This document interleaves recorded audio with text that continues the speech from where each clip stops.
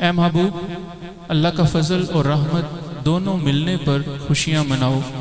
تو علماء فرماتے ہیں کہ دنیا میں انسان کے اوپر سب سے بڑا فضل اور سب سے بڑی رحمت وَمَا أَرْسَلْنَاكَ إِلَّا رَحْمَةٌ لِلْعَالَمِينَ بن کے پیارے سرکار ہیں۔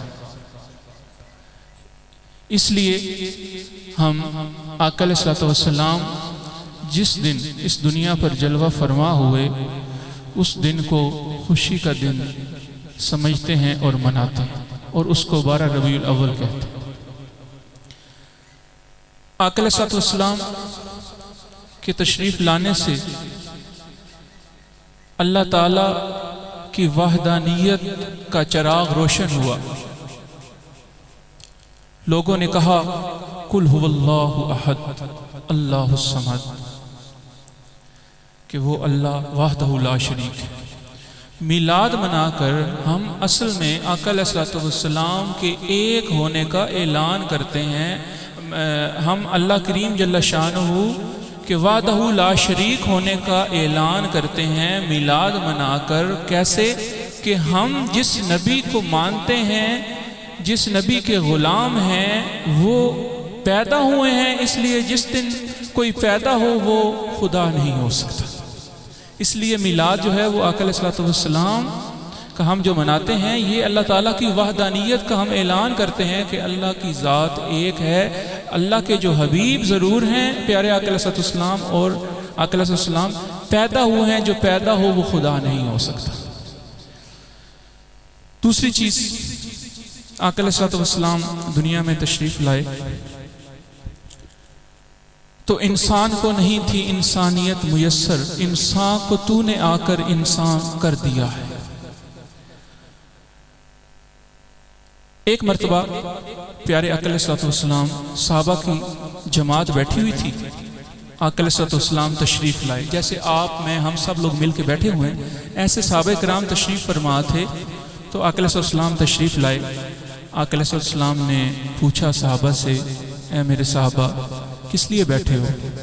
تو صحابہ نے عرض کی، یا رسول اللہ، ہم آپس میں گفتگو کر رہے ہیں، حدیث کا مفہوم سنا رہا ہوں، ہم آپس میں گفتگو کر رہے ہیں کہ اللہ نے احسان کیا ہے آپ کے ذریعے ہمیں اسلام کی دولت عطا کر کے، اور آپ کو ہمارے اندر بھیج کے اللہ نے جو احسان کیا ہے، ہم اس احسان کا آپس میں ذکر کر رہے ہیں اور اللہ کا شکر ادا کر رہے ہیں۔ آقا علیہ السلام نے فرمایا، اللہ کی قسم کیا تم اسی وجہ سے بیٹھے ہوئے؟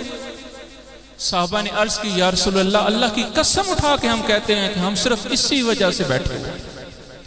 جب صحابہ نے یہ بات کی، عرض کی، تو آقا علیہ السلام نے ارشاد فرمایا کہ میں نے قسم اس لیے نہیں اٹھوائی کہ مجھے تم لوگوں پر یقین نہیں ہے، بلکہ میں نے قسم گواہ ہونے کے لیے تم لوگوں سے اٹھوائی ہے، کیونکہ ابھی جبریل امین آئے ہیں اور انہوں نے مجھے بتایا ہے کہ اللہ تعالیٰ ان کی اس گفتگو پر فخر فرما رہا،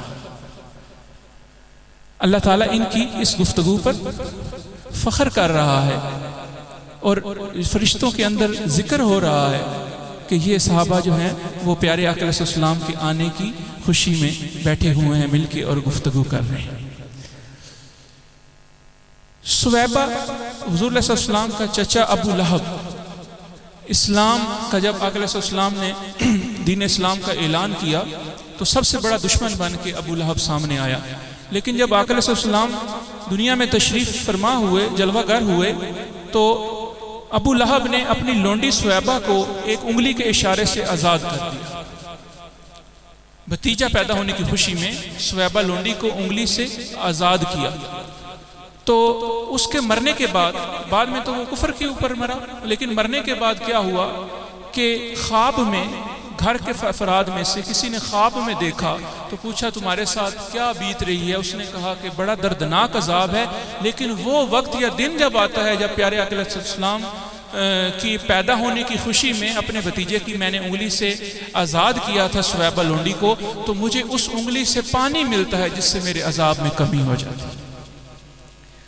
تو آخری بات، شعروں میں میرے مرشد کریم انہوں نے شعر لکھے ہیں اسی میلاد کے حوالے سے تو اس میں یہ میری جتنی باتیں میں نے کی ہیں اس سب کو انہوں نے شعروں میں پرویا ہے کہ ہم پاک نبی کی یادوں کو سینے میں بسایا کرتے ہیں، جب یار کی باتیں ہوتی ہیں تو کیف اٹھایا کرتے ہیں، وہ خود میلاد مناتے تھے، ہر پیر کو روزہ رکھتے تھے، ہم اس لیے سرور عالم کا میلاد منایا کرتے ہیں، آقا کی مدینے آمد پر ایک نعت پڑھی تھی بچیوں نے، ہم اس لیے ان کی ثنا خوانی بچوں کو سکھایا کرتے ہیں، ابو لہب نے بھی جس انگلی سے ان کا میلاد منایا تھا، اب تک اس انگلی سے اس کو کچھ آب پلایا کرتے ہیں۔